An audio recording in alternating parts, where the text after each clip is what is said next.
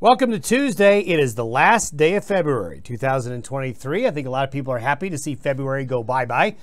Your podcast brought to you today by Cowboy State Daily. Check them out on their Facebook page or cowboystatedaily.com. Also being brought to you by WYDOT.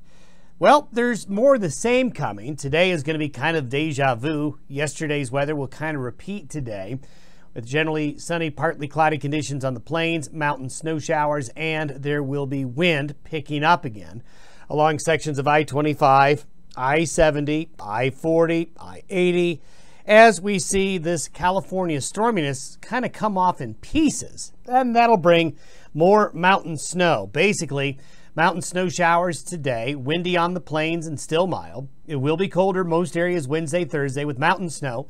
Scattered snow showers on the plains. Nothing east of the divide that really looks like a lot, but there will be some areas that pick up a little bit of snow. The pattern remains this weekend into next week very active. So there's more west coast storminess. This will continue to favor the mountains. It's mountains and areas along and west of the divide that will be catching this Pacific moisture. Getting moisture east of the divide, at least here through the weekend, still going to be a little bit tricky. But we'll continue to see more snow on the ski slopes and building in those snowpack areas. And really, in the long term, the models are in chaos, which is not unusual as we get into March, as we start to want to change seasons. But we'll show you why you don't trust your 10-day forecast on your smartphone here in a moment. If you've been thinking February was a cold month in the West, you are correct. This is the temperature anomaly from the 1st of February up through today, up through late last night. And anywhere you see blue, temperatures have averaged below the 30-year normal. White means average. The orange and yellow means at or above average. So a chilly February across the West. If you were to go all the way back to the middle parts of October, it looks like this. So for the winter season, this is the temperature anomaly looking at the winter as a whole. So if you've been wondering why you've been running your furnace more often this winter, well, now you know why.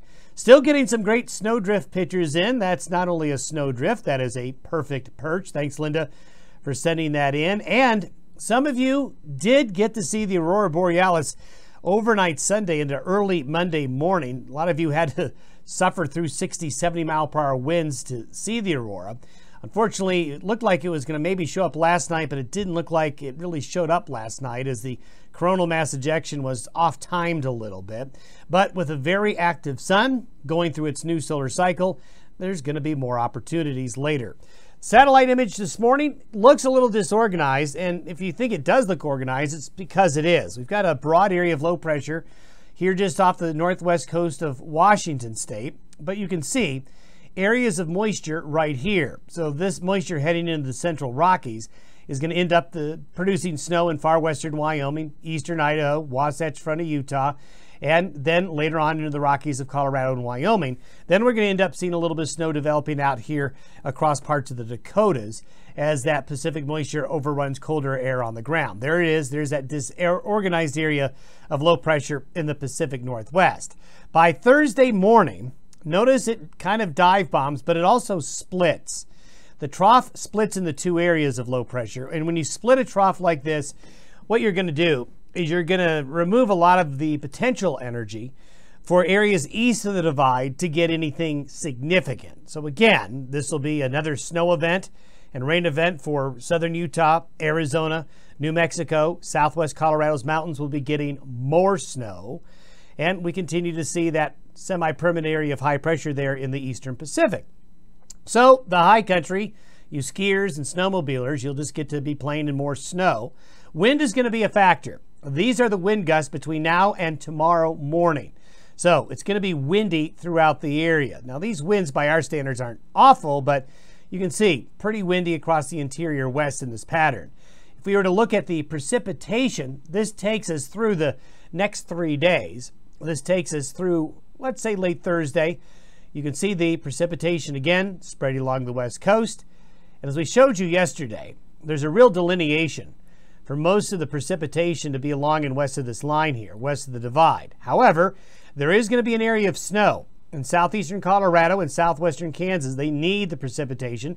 Well, they're going to get a little more right there. And then there's that moisture we showed you up into the Dakotas, into this area here in that overrunning. But in the Chinook zone, we call it, along and east of the mountains, it's just going to be a struggle. Yes, there'll be snow showers, as you can see, but it's going to be mainly southeast Colorado in this area here that gets the most precipitation, while the snows continue to pile up in the Sierra Nevada. And there's your snowfall totals through Friday morning. Very impressive in the mountains once again. As we get into the weekend, so this is for Sunday, we have another low settle in where the current one is. So basically the pattern's repeating.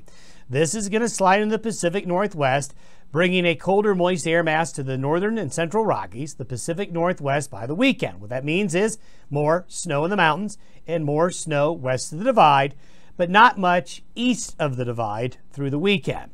But this is where it gets a little chaotic.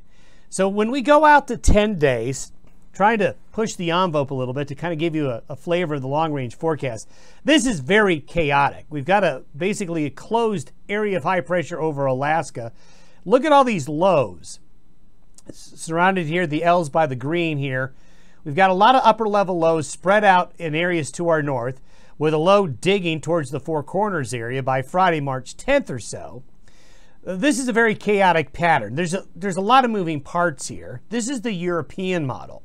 The European model is suggestive that around that 10th and 11th of March, there may be on the plains a better opportunity for a bigger snow event, while the Pacific Northwest and the Northern Rockies and areas west of the divide continue to get snow.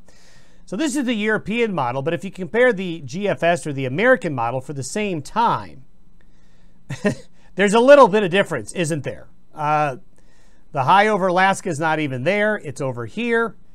We have a very chaotic pattern with lots of lows. What this means is that the majority of the weather forecasts that give you the 10-day forecast on your smartphone, a lot of websites, is going to be based on what I'm showing you right here. Is that a possibility? Maybe, probably not. The European model, is that a possibility? Maybe, probably not. The truth is going to be somewhere probably different, as both models are having problems. The moral of the story here in the weather forecasting business, and you as a consumer of weather forecast, is do not pay attention at all to really anything past this weekend for planning purposes. We're just not in that realm here of any reliability past 5 days, so stay tuned. We'll see you Wednesday. Have a good Tuesday.